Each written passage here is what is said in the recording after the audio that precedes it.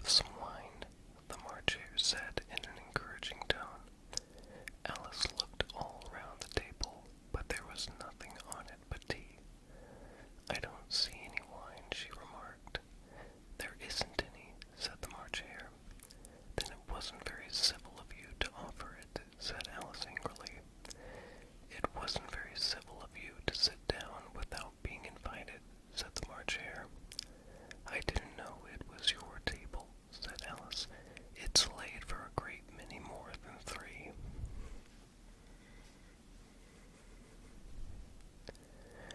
"Your hair wants cutting," said the Hatter. He had been looking at Alice for some time with great curiosity, and this was his first speech. "You should learn not to make personal remarks," Alice said with some severity. "It's very rude." The Hatter opened his eyes very wide on hearing this, but all he said was, "Why is a raven like a writing desk?" "Come, we shall have some fun now," thought Alice. "I'm glad they've begun asking riddles. I believe I can guess that." She added aloud, "Do you mean that you think you can find out the answer to it?" said the marcher. "Exactly so," said Alice. "Then you should say what you mean," the marcher went on. "I do," Alice hastily replied. At least I mean what I say. That's the same thing, you know." "Not the same thing a bit," said the Hatter. "You might just as well say that I see what I eat is the same thing as I eat what I see." "You might just as well say," added the marcher, "that I like what I get is the same thing as I get what I like." "You might just as well say," added the Dormouse, who seemed to be talking in his sleep, "that I breathe when I sleep is the same thing as I sleep when I breathe." "It is the same thing with you," said the Hatter, and here the conversation dropped, and the party sat silent for a minute, while Alice thought over all she could remember about ravens and writing desks, which wasn't much. The Hatter was the first to break the silence. "What day of the month is it?" he said, turning to Alice. He had taken his watch out of his pocket and was looking at it uneasily, shaking it every now and then and holding it to his ear. Alice considered a little and then said, "The 4th. 2 days wrong," sighed the Hatter. "I told you butter wouldn't suit the works," he added, looking angrily at the marcher. "It was the best butter," the marcher meekly replied. "Yes, but some crumbs must have got in as well," the Hatter grumbled. "You shouldn't have put it in with the bread knife." The marcher took the watch and looked at it gloomily. Then he dipped it into his cup of tea and looked at it again. But he could think of nothing better to say than his first remark. "It was the best butter, you know." Alice had been looking over his shoulder with some curiosity. "What a funny watch," she remarked. "It tells the day of the month and doesn't tell what o'clock it is."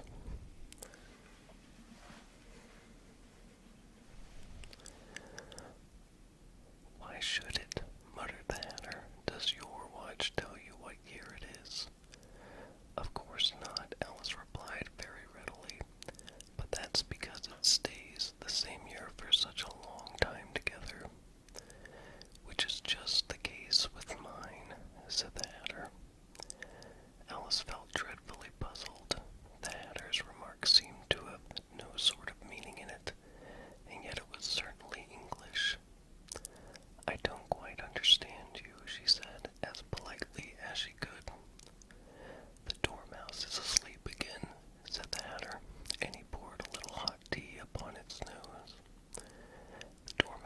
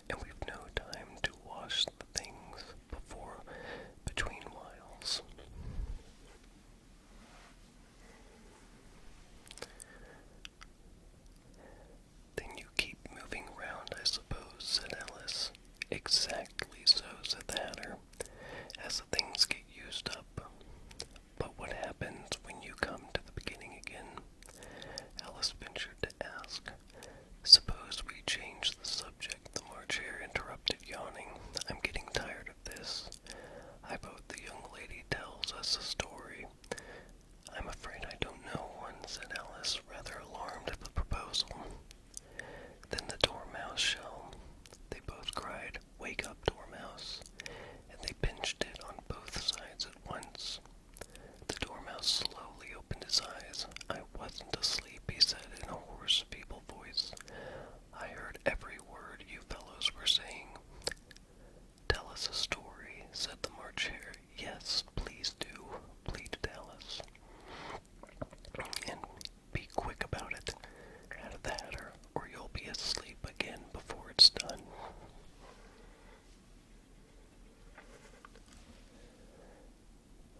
Once upon a time, there were 3 little sisters. The Dormouse began in a great hurry, and their names were Elsie, Lacey, and Tilly, and they lived at the bottom of a well. "What did they live on?" said Alice, who always took a great interest in questions of eating and drinking. "They lived on treacle," said the Dormouse, after thinking a minute or two. "They couldn't have done that, you know," Alice gently remarked. "They'd have been ill." "So they were," said the Dormouse. "Very ill."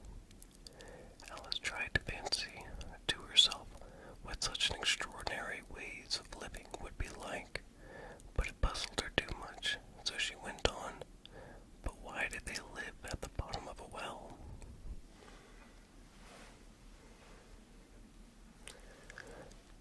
"Take some more tea," the March Hare said to Alice very earnestly. "I've had nothing yet," Alice replied in an offended tone, "so I can't take more." "You mean you can't take less?" said the Hatter. "It's very easy to take more than nothing." "Nobody asked your opinion," said Alice. "Who's making personal remarks now?" the Hatter asked triumphantly. Alice did not quite know what to say to this, so she helped herself to some tea and bread and butter, and then turned to the Dormouse and repeated her question. "Why did they live at the bottom of a well?" The Dormouse again took a minute or two to think about it, and then said, "It was a treacle well." "There's no such thing." Alice was beginning very angrily, but the Hatter and the March Hares went shh, and the Dormouse sulkily remarked, "If you can't be civil, you'd better finish the story for yourself."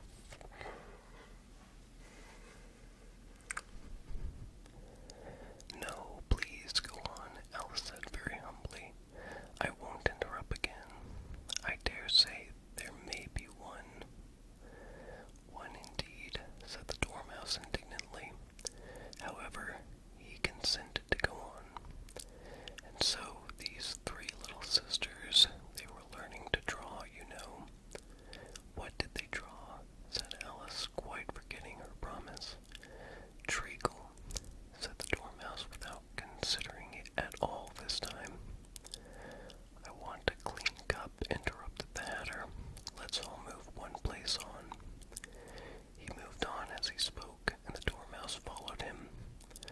The March Hare moved into the Dormouse's place, and Alice rather unwillingly took the place of the March Hare. The Hatter was the only one who got any advantage from the change, and Alice was a good deal worse off than before, as the March Hare had just upset the milk jug into his plate.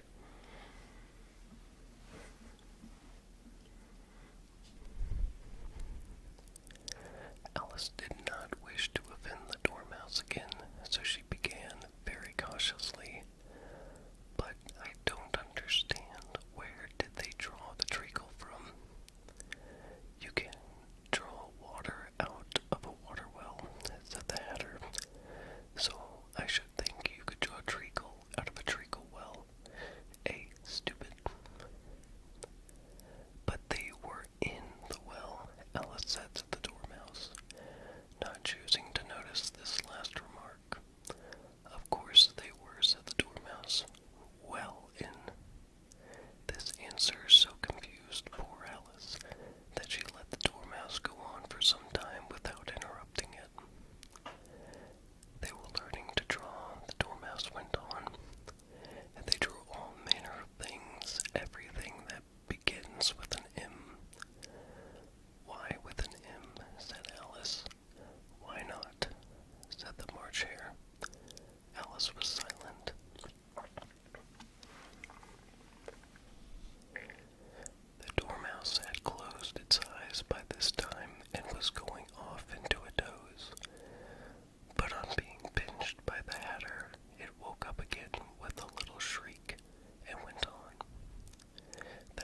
rhymes with an M, such as mousetraps, and the moon, and memory, and muchness. You know, you say things are much of a muchness. Did you ever see such a thing as a drawing of a muchness? Really, now you ask me, said Alice, very much confused. I don't think, then you shouldn't talk, said the Hatter. This piece of rudeness was more than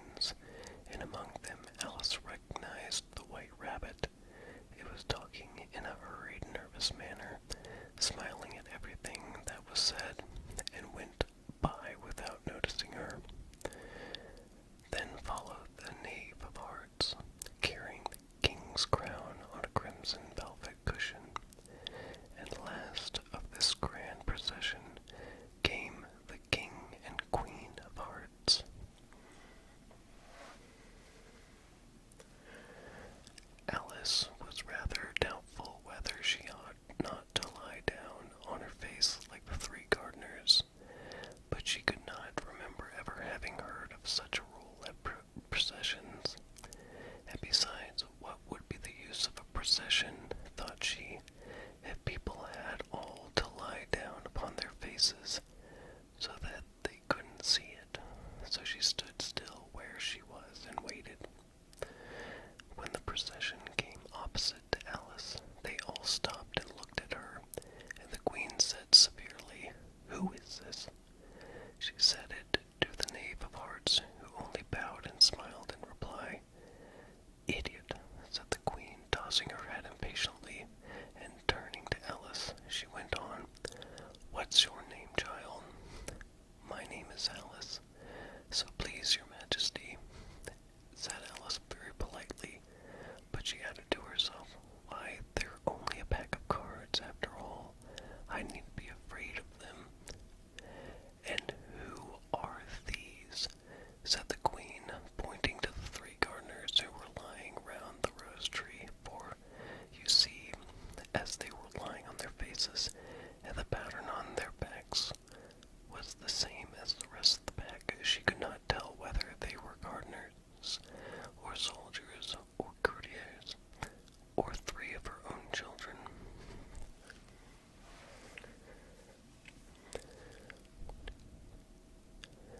"How should I know?" said Alice, surprised at her own courage. "It's no business of mine." The queen turned crimson with fury, and after glaring at her for a moment like a wild beast, screamed, "Off with her head! Off!" "Nonsense," said Alice very loudly and decidedly, and the queen was silent. The king laid his hand upon her arm and timidly said, "Consider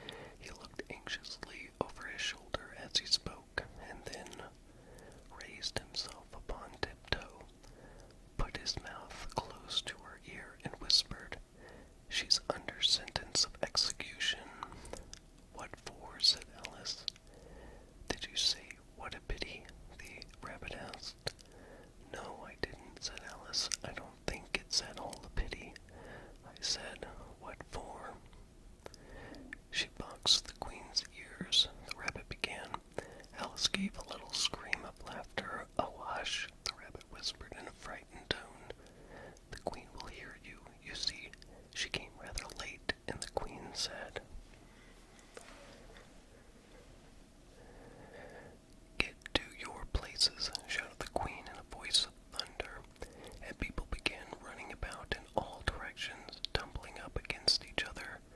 However, they got settled down in a minute or two, and the game began.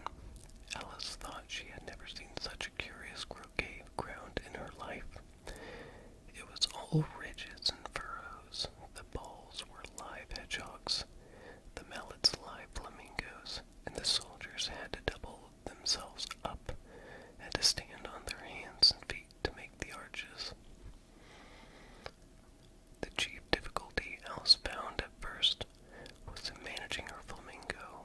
She succeeded in getting its body tucked away comfortably enough under her arm with its legs hanging down, but generally just as she had got its neck nicely straightened out and was going to give the hedgehog a blow with its head, it would twist itself round and look up in her face with such a puzzled expression that she could not help bursting out laughing. And when she had got its head down and was going to begin again, it was very provoking to find that the hedgehog had unrolled itself and was in the act of crawling away. Besides all this, there was generally a ridge or furrow in the way wherever she wanted to send the hedgehog to, and as the doubled-up soldiers were always getting up and walking off to other parts of the ground, Alice soon came to the conclusion that it was a very difficult game indeed.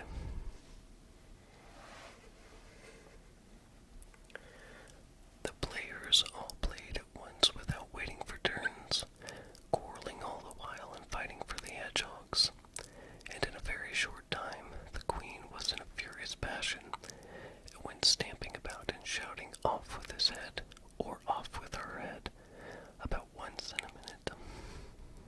Alice began to feel very uneasy. To be sure, she had not as yet had any dispute with the queen, but she knew that it might happen any minute, and then thought she, what would become of me? They're dreadfully fond of beheading people here. The great wonder is that there's anyone left alive. She was looking about for some way of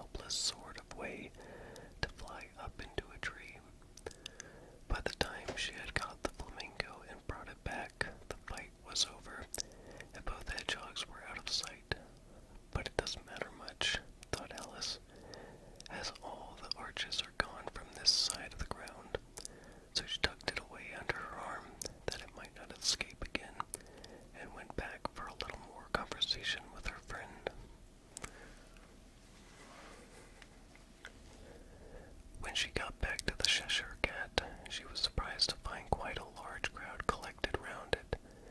There was a dispute going on between the executioner, the king, and the queen, who were all talking at once, while all the rest were quite silent and looked very uncomfortable. The moment Alice appeared, she was appealed to by all three to settle the question, and they repeated their arguments to her, though, as they all spoke at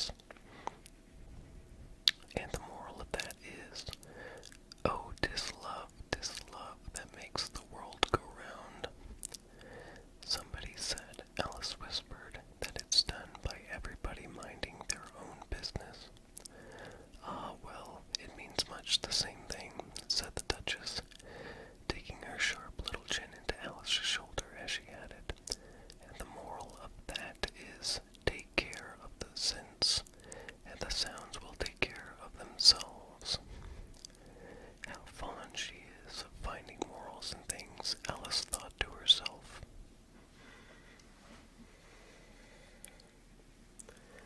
I dare say you're wondering why I don't put my arm round your waist, the Duchess said after a pause. The reason is that I'm doubtful about the temper of your flamingo. Shall I try the experiment? He might bite. Alice cautiously replied, not feeling at all anxious to have the experiment tried. Very true, said the Duchess. Flamingos and mustard both bite, and the moral of that is birds of a feather flock together. Only mustard isn't a bird, Alice remarked. Right as usual, said the Duchess. What a clear way you have of putting things. It's a mineral, I think, said Alice. Of course it is, said the Duchess, who seemed ready to agree to everything that Alice said. There's a large mustard mine near here, and the moral of that is, the more there is of mine, the less there is of yours.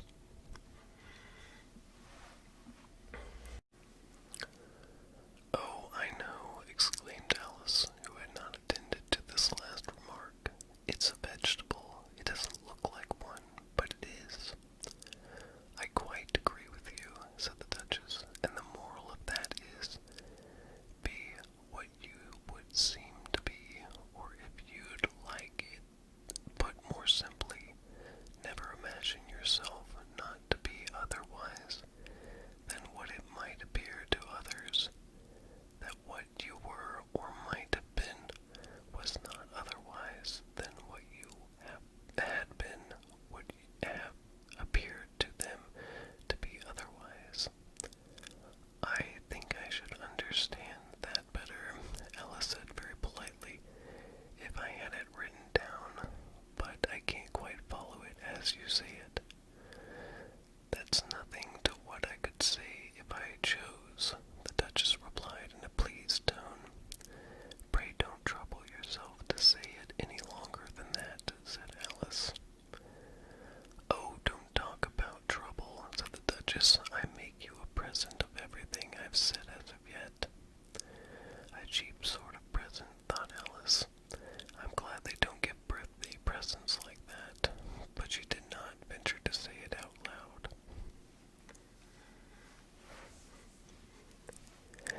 Thinking again, the Duchess asked with another dig of her sharp little chin.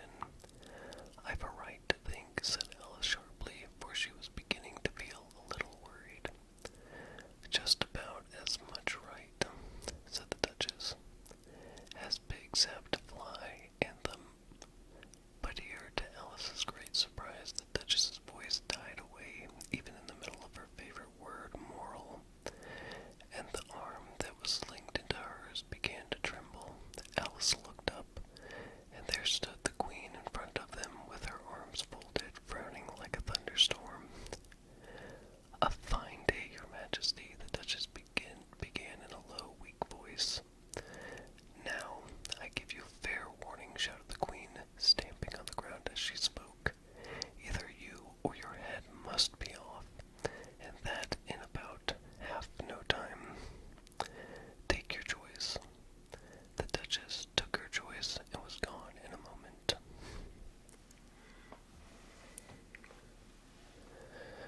Let's go on with the game, the Queen said to Alice, and Alice was too much frightened to say a word, but slowly followed her back to the croquet ground. The other guests had taken advantage of the Queen's absence and were resting in the shade. However, the moment they saw her, they hurried back to the game, the Queen merely remarking that a moment's delay would cost them their lives. All the time they were playing, the Queen never left off quarreling with the other players and shouting, "Off with his head," or "Off with her head." Those whom she sentenced were taken into custody by the soldiers, who of course had to leave off being archers to do this, so that by the end of half an hour or so there were no archers left, and all the players except the King Queen and Alice were in custody and under sentence of execution.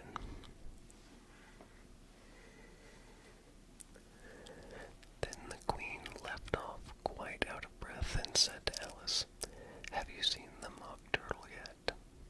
"No," said Alice. "I don't even know what a Mock Turtle is." "It's the thing Mock Turtle soup is made from," said the Queen. "I never saw one or heard of one," said Alice. "Come on then," said the Queen, "and he shall tell you his history." As they walked off together, Alice heard the King say in a low voice to the company generally, "You are all pardoned.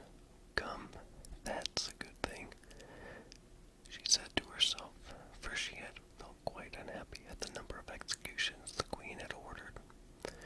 They very soon came upon a griffin lying fast asleep in the sun. If you don't know what a griffin is, look at the picture. "Up, lazy thing," said the Queen, "and take this young lady to see the Mock Turtle and to hear his history. I must go back and see after some executions I have ordered." And she walked off, leaving Alice alone with the griffin. Alice did not quite like the look of the creature, but on the whole she thought it would be quite as safe